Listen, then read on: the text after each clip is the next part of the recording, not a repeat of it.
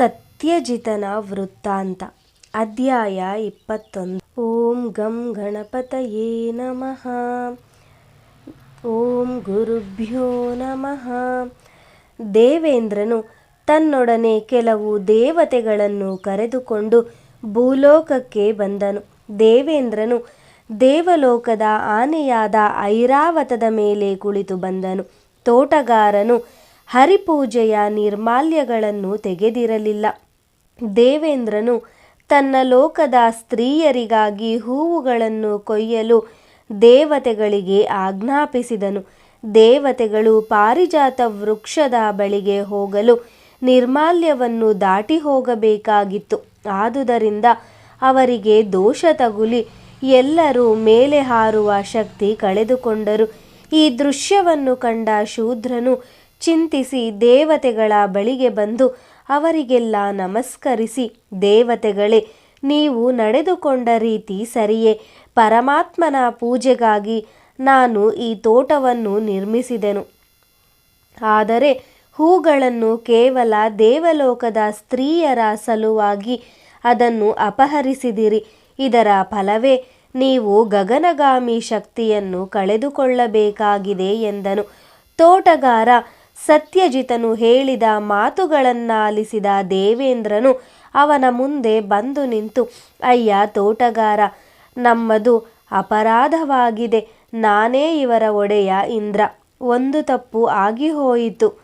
ಆದರೆ ಈಗ ಇವರೆಲ್ಲರ ಮುಂದಿನ ಸ್ಥಿತಿ ಏನು, ಹೇಳುವವನಾಗು ಎಂದು ಕೇಳಿಕೊಂಡನು.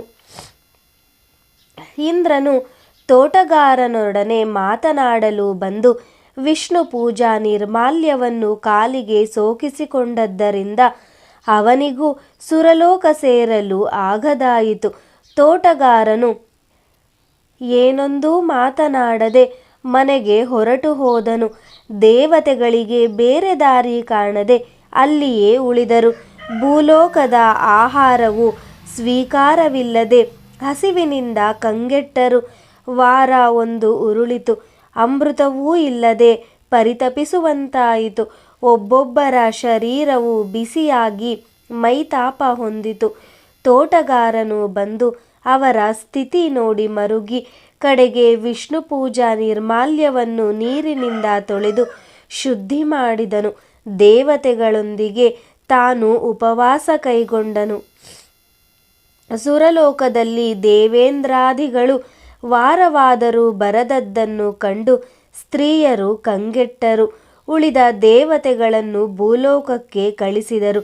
ಅವರೆಲ್ಲ ನೇರ ಶೂದ್ರನ ತೋಟಕ್ಕೆ ಬಂದು ಅಲ್ಲಿ ಹೀನಸ್ಥಿತಿಯಲ್ಲಿದ್ದ ಇಂದ್ರಾದಿಗಳನ್ನು ಕಂಡು ಅವರ ಈ ಸ್ಥಿತಿಗೆ ಕಾರಣವಾದ ಪಾರಿಜಾತದ ವೃಕ್ಷದ ಮೇಲೆ ಸಿಟ್ಟು ಬಂದಿತು. ಬುಡಸಮೇತ ವೃಕ್ಷವನ್ನು ಕಿತ್ತೆಸೆಯಲು ಯತ್ನಿಸಿದರು.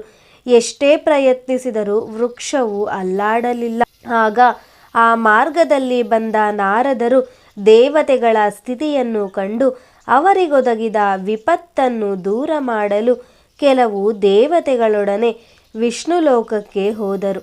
ಶ್ರೀ ಮಹಾವಿಷ್ಣುವಿಗೆ ನಮಸ್ಕರಿಸಿ ನಾರದರು, ನಾರಾಯಣ, ದೇವತೆಗಳು ಒಬ್ಬ ತೋಟಗಾರನು ಭಕ್ತಿಯಿಂದ ನಿರ್ಮಿಸಿದ ಹೂತೋಟದಿಂದ ಹೇಳದೆ ಕೇಳದೆ ಅಲ್ಪ ಪ್ರಯೋಜನಕ್ಕಾಗಿ ಪಾರಿಜಾತ ಹೂಗಳನ್ನಪಹರಿಸಿ ಅಪಚಾರ ಮಾಡಿದ್ದಾರೆ. ಇದರ ಫಲವಾಗಿ ತಮ್ಮ ಗಗನಗಾಮಿ ಶಕ್ತಿಯನ್ನ ಕಳೆದುಕೊಂಡು ಭೂಲೋಕದಲ್ಲಿ ಹೀನ ಮನಸ್ಥಿತಿಯಲ್ಲಿದ್ದಾರೆ. ಇವರನ್ನೆಲ್ಲ ಉದ್ಧರಿಸು ಎಂದು ಪ್ರಾರ್ಥಿಸಿದರು. ಆಗ ನಾರಾಯಣನು, ನಾರದ, ದೇವೇಂದ್ರನು ರಂಭಾದಿ ದೇವತಾ ಸ್ತ್ರೀಯರಿಗಾಗಿ ದೇವವೃಕ್ಷದ ಹೂಗಳನ್ನು ಅಪಹರಿಸಿದ್ದು ತಪ್ಪು. ಇದು ಕಳ್ಳತನ. ಮೇಲಾಗಿ ಪಾರಿಜಾತ ವೃಕ್ಷ ಅಮೃತದಿಂದ ಉದ್ಭವಿಸಿದೆ, ಪವಿತ್ರವಾಗಿದೆ. ಸಮುದ್ರಮಥನ ಕಾಲದಲ್ಲಿ ಒಂದೆರಡು ತೊಟ್ಟು ಅಮೃತ ನೆಲದ ಮೇಲೆ ಬಿದ್ದುದರ ಫಲವಾಗಿ ವೃಕ್ಷ ಹುಟ್ಟಿದೆ. ಶೂದ್ರನು ಬಡವನು. ಅವನು ಆ ಗಿಡಕ್ಕೆ ನೀರು ಹಾಕಿ ಬೆಳೆಸಿ ಆ ಜಾಗದಲ್ಲಿ ಒಂದು ಹೂದೋಟವನ್ನು ನಿರ್ಮಿಸಿದನು. ಅವನ ವೃತ್ತಿ ಅಲ್ಲಿ ಬೆಳೆದ ಹೂಗಳನ್ನು ಮಾರುವುದೇ ಆಗಿದೆ. ಹೂಗಳು ಪ್ರತಿದಿನ ಕಳುವಾಗುತ್ತಿದ್ದುದನ್ನು ತಪ್ಪಿಸಲು ಪೂಜಾ ನಿರ್ಮಾಲ್ಯವನ್ನು ತೋಟದಲ್ಲಿ ಚೆಲ್ಲಿದನು. ಇಂದ್ರಾದಿಗಳು ವಿಷ್ಣು ಪೂಜಾ ನಿರ್ಮಾಲ್ಯವನ್ನು ದಾಟಿದ್ದುದರಿಂದ ಅವರಲ್ಲಿ ಗಗನಗಾಮಿ ಶಕ್ತಿ ವಿಫಲವಾಯಿತು.